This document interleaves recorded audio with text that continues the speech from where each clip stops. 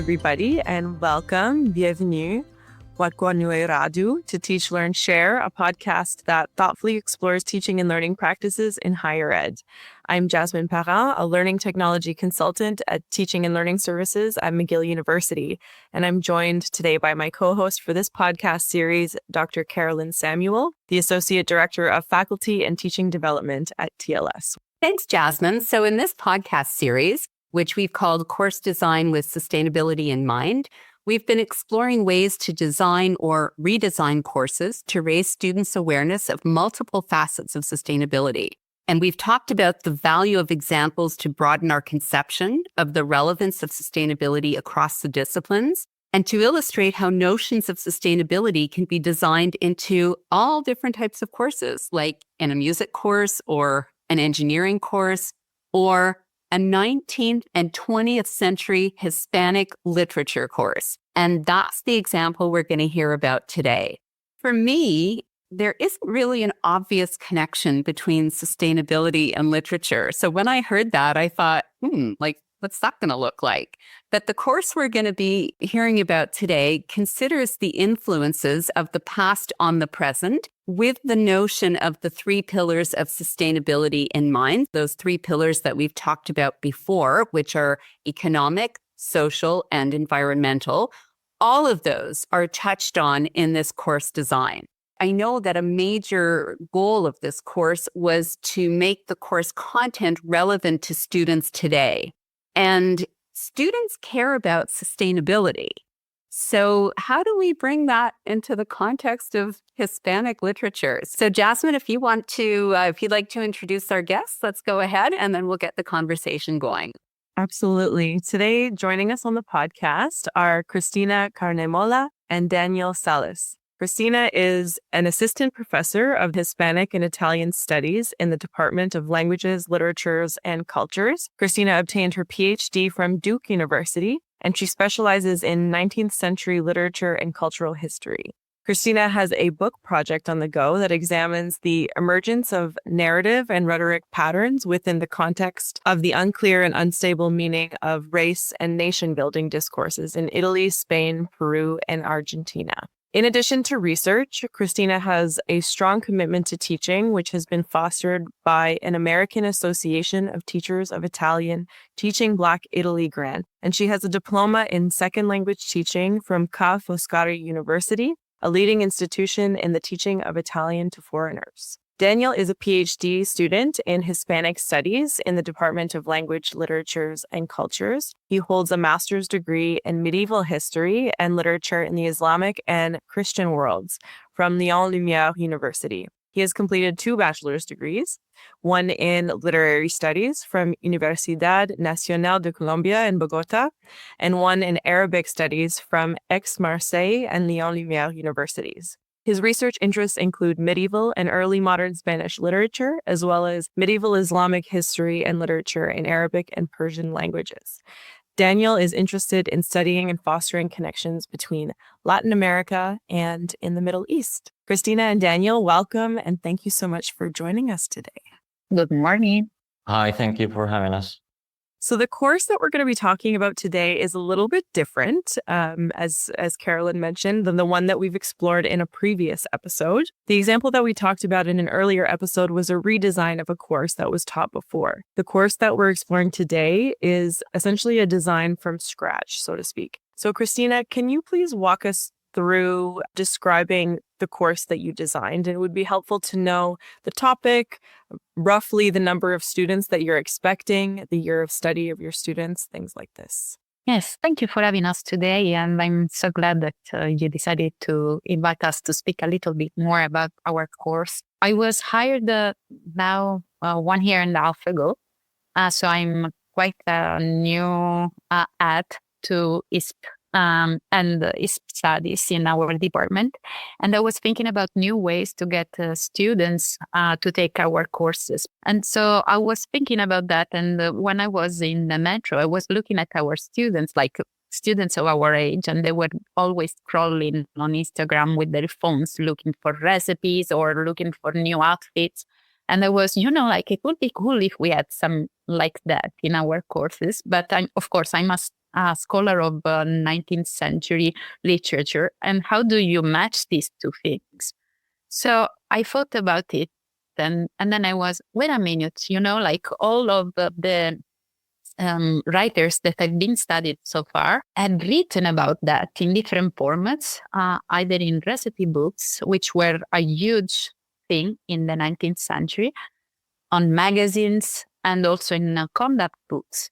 So I decided to make a proposal, and my proposal was accepted by the staff. And I was a fellow with Daniel. We worked together to put together a syllabus that was addressing all of that. So basically, in our course, our students, which will be roughly 40, this is the cap. I will be offering this course in January 2026. The title of the course will be Hisp 358, Gender and Textualities.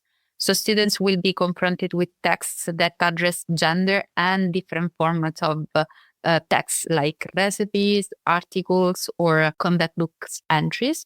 And they will think about different ways in which gender shapes also genres, and the way in which these authors were kind of the influencers of those epochs, like because we will be looking at texts from the 19th century to the 20th century, both in Spain and Latin America. So students will have a wide range of texts to read.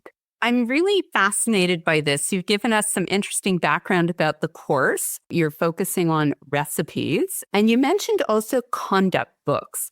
Can you say a little bit more about what kind of content we find in a conduct book? Yes. So the conduct book were manuals in which women could find examples on how to behave in their daily life.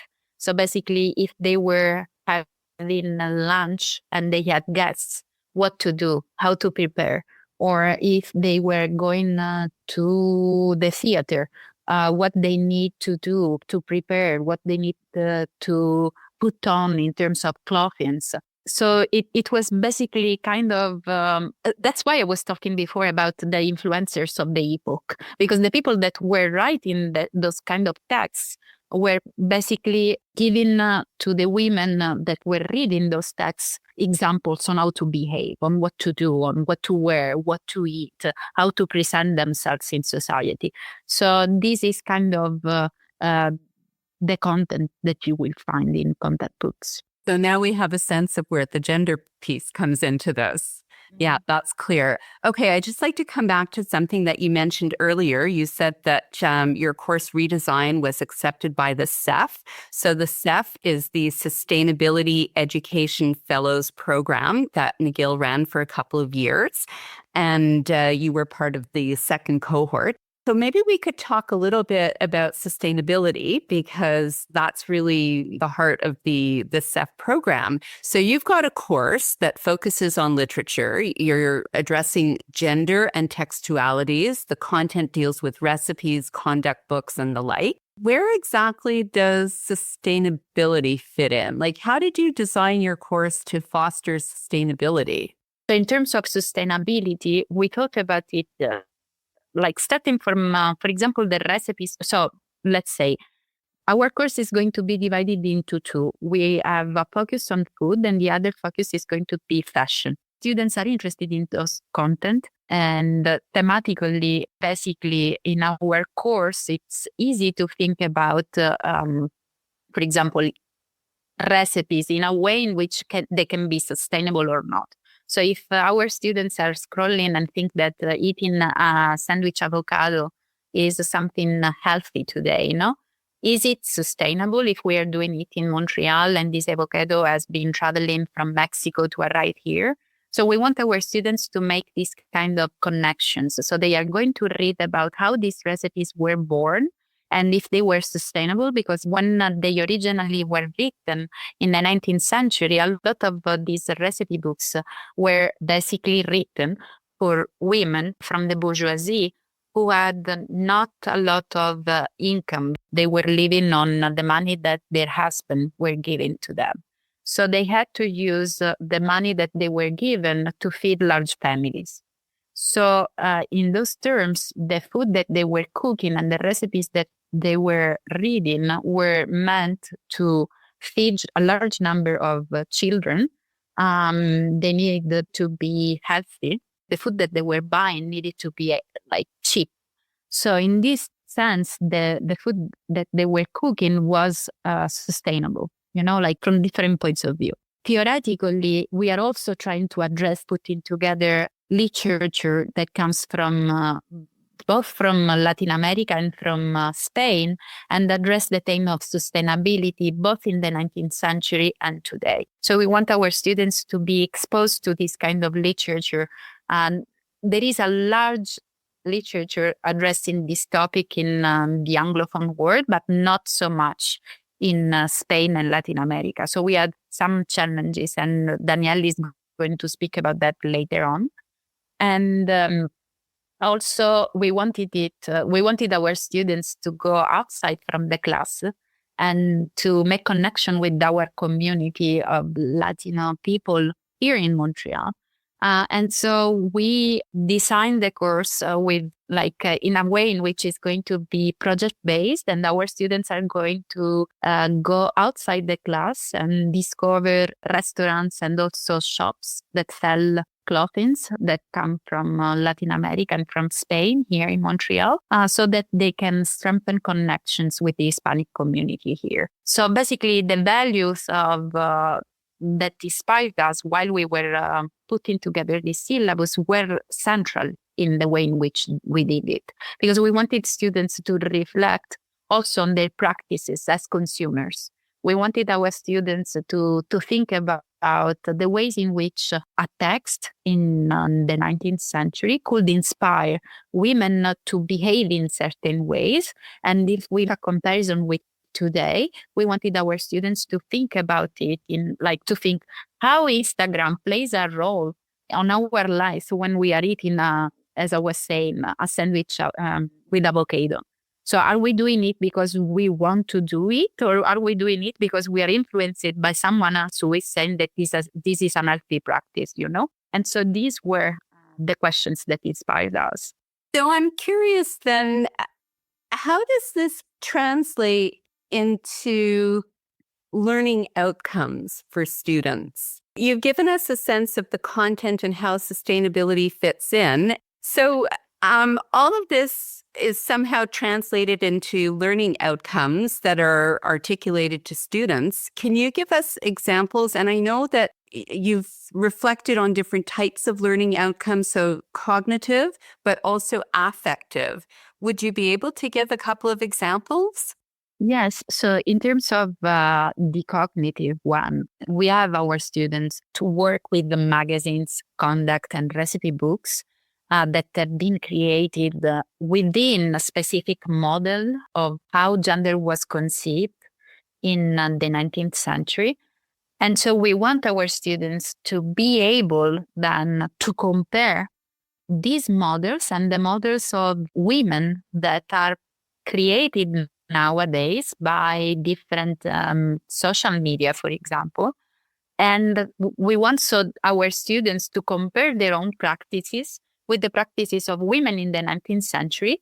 And also, we want them to assess their own practices in terms of sustainability. So by the end of our course, our students will have also the means to assess their own practices as consumers. We want our students to read literature also about sustainability and to see, for example, as I was saying, is this practice that I'm having as a consumer something that is positive in terms of our footprint, or is it something that is even if it should be healthy, is creating new problems in our society?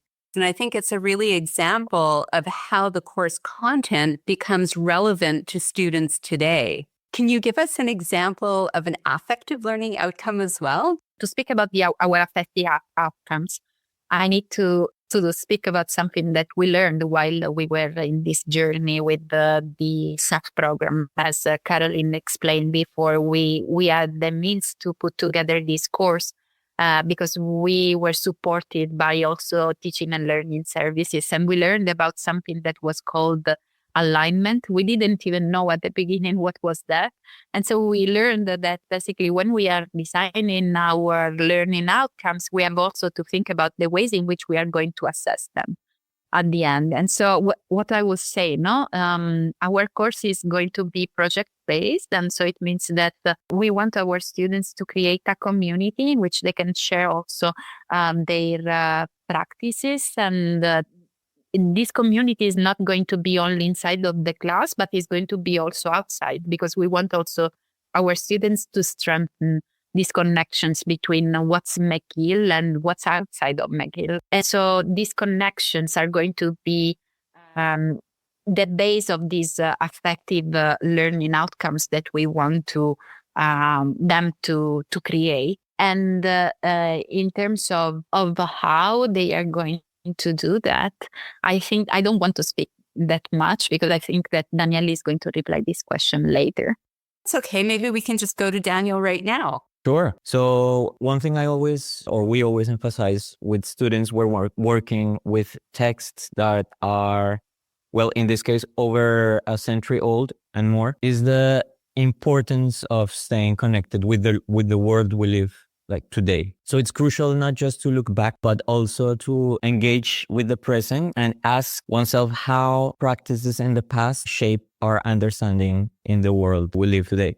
And so a big part of that is bringing in the life of a culture, Spanish-speaking culture right here in Montreal. For you to have an idea of how it works, I'd like to share some details of the project, of how is it going to be, which gives students a chance to explore aspects of Hispanic traditions and, of course, always thinking about sustainability. So in the project, which will be developed throughout the whole semester, the students have two options: Hispanic food in Montreal or Hispanic outfits in Montreal. So let's say if the students choose the Hispanic food option, first they would have to work in groups and choose a Hispanic recipe that we had worked during the semester in the recipe books. Then each group member will research and choose an ingredient from the recipe. So the goal here is to explore history, production methods, and trace back how ingredients come to Montreal. So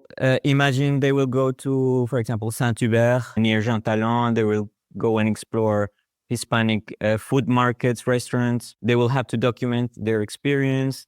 They will have to analyze the labels of these products, or simply ask, maybe in Spanish, to the people that work in the markets or restaurants, where do these ingredients come from? Where do these products come from? It's a great opportunity for them to exchange information about maybe ingredients or products that are shared in different recipes in different countries. And of course, ideas. It's like a great opportunity for peer learning. Later on, each group will be expected to deliver written reflection piece on the original recipe, on the historical recipe, on the historical context of the cookbook, the intended audience, and sustainability. Once this is done, think about the relevance of this recipe today. So here they will have to find a modern version on the recipe and compare it to the original. And here is where social media comes to mind.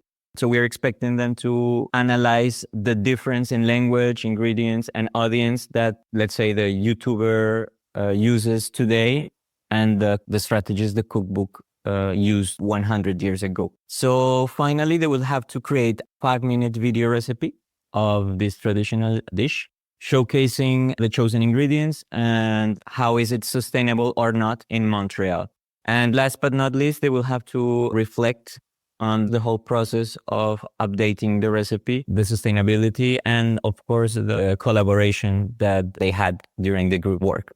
So in general, in both options, the goal is not only to drive into the cultural richness of Hispanic traditions, but also to critically engage with how these practices have evolved over time, especially when considering issues like sustainability. It makes me think they'll be going to the market in January or, in the winter. And I'm wondering if, seasonality is going to play an impact in there, because that'll be very different than visiting the market in August, for example. But I'd imagine that could be an element of their analysis, if they do see produce and whatnot that are being offered that are not in season. There's definitely a sustainability aspect to it. Thanks so much, Daniel. So before I move into the next question, I just wanted to touch on something we were talking about earlier. And I wanted to say that I can appreciate the challenge that instructors encounter when designing learning outcomes that are effective. I have come across that myself in supporting instructors. They're quite tricky, not so much to identify the outcome, but to potentially evaluate the outcome. And so the next question that we're going to be asking is about what some of the challenges were in this course. And I can anticipate maybe that might be one of them. But to balance that out, I'm wondering if you could talk about some things that went well in the course design process and some things that were challenging. You are right. Like assessment was a big piece when we were reflecting on how to make it. We hope that students will enjoy the new format, and also in terms of assessment and making it also sustainable for the instructor, because a project-based course with 40 students designed as we have designed it, it's going to be a lot of grading. So I hope that I will survive after giving it, and it's going to be sustainable also for myself. And also students will think in different ways critically about challenges in the sustainable world, but also in terms of gender. They have to think about intersectionality, which is something that maybe not all of our listeners know what intersectionality is. Intersectionality is basically how gender, class, and race play all a role in the way in which we behave. And so we want our students to think about that. And we want our students to identify these patterns inside of the text that they are analyzing, but also to think about themselves. So when they are relating with their peers in class, they have to think about how the way in which these different components make sense altogether, and how these components have an influence in the way in which they behave as consumers. Not only when they are buying something and they decide to buy fast fashion instead of buying something that is pricier and will last a little bit longer. We know that our students are on a budget, and so a lot of our students will buy something that is cheaper because don't have a lot of means. But what will be different if instead they will go to free? Here there are a lot of free, how can they change their behaviors? And so we want to inspire our students, and these were the values that where our values will come to light and will play a major role in this course. Now, we want our students to think about their values. We will share with them some values that inspired us when we were putting together the syllabus, but we want our students to reflect on themselves and to think about that. A lot of times we are going to fast food chains or to buy fast food because we don't have a lot of time, but we want them to reflect on this and how this has an impact on them, on the larger community, and what will cause in the future if we continue with these practices. But then to go to the challenges, maybe Daniel can explain a little bit more what were the challenges that we encountered. Well, maybe picking up also on intersectionality, the fact that we wanted to bring new voices into the syllabus. It is not always easy to align how sustainability is thought today, 100 years ago, but also how indigenous communities, for example, in Latin America, think about that. So in a theoretical point of view, for example, in the Hispanic context, we don't have one word for sustainability, we have two. So one of the challenges is which one to use, what are the difference between both of them. So still today I'm not very sure of what is the difference between sostenibilidad and sustentabilidad. In that sense, the effort to bring other voices to the construction of sustainability, how sustainability is think of, the components or the pillars or the dimensions of sustainability, it is not always the same. So for instance, some indigenous peoples of America as a continent, have alternative visions on sustainability, and they are producing knowledge that may or may not be aligned, to the 2030 agenda for sustainable development, which is like the base of our fellowship and, all the ideas and values. So I would say that put this in conversation during the course is going to be one of the biggest challenges. Thank you, Danielle. I can totally appreciate how important and really crucial it is to bring different voices into a topic like sustainability, and with needing to do that, how complex that can be, especially when different communities have slightly different definitions, have slightly different words. As you said, in Latin America and in Spanish, there are 2 words for sustainability, and you're not even completely sure which one is the better one to use. So I can appreciate how that may be a challenge for designing a course with sustainability in mind. It does sound like such an interesting course, though, and I would love to take it. So we're going to wrap up now. And while we wrap up, I just wanted to ask, what advice do you have for instructors who would like to design or redesign a course with sustainability in mind? Even with the challenges, it was a very satisfying experience to design the course. But something that made it satisfying was to design the course from the bottom up compared to what we traditionally thought course design is. So what I mean is that I would advise to start thinking about first the values of the course that you want to give in this course. And in this case, the sustainability lens that we wanted to bring in. And then moving to the purpose of the course, in the context of the department or the program you're in. And only then start reflecting about learning outcomes, pedagogies, assessments, and so on. And I think in this way, even content at the end will come very, very naturally. So maybe this is like a very specific thing for our course. In other literature courses, you have to start with the canon and talk about these big authors and books. But in this case, it was a very, very interesting experience to design the course from the values that we can give to students. Yes, and also sometimes we think about the content and we think that we can be also influenced so much that we don't feel that the content that we are going to teach is connected to sustainability. And so we don't think that we can design a course on sustainability even if we are in a literature department, Instead, if we think about the texts that we want to teach in different ways, also our course on literature can talk about sustainability in different ways. And so another advice that I will give to instructors will be, don't feel threatened about sustainability. Sometimes the connections are easier than what we think. And so sustainability can be embedded in any course, as we have done. So it is a matter of being creative. I think that's the most significant takeaway for me from this conversation. It's exactly what you just said, Daniel and Cristina, that sustainability pervades everything in our life. It's everywhere.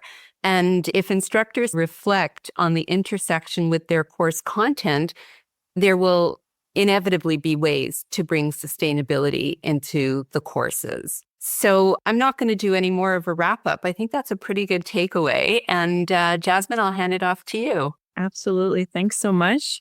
We'd like to thank you both, Cristina and Daniel, for joining us today. And thank you to our listeners for tuning in. And as a reminder, please subscribe to Teach, Learn, Share podcast and share the link with others. Until next time.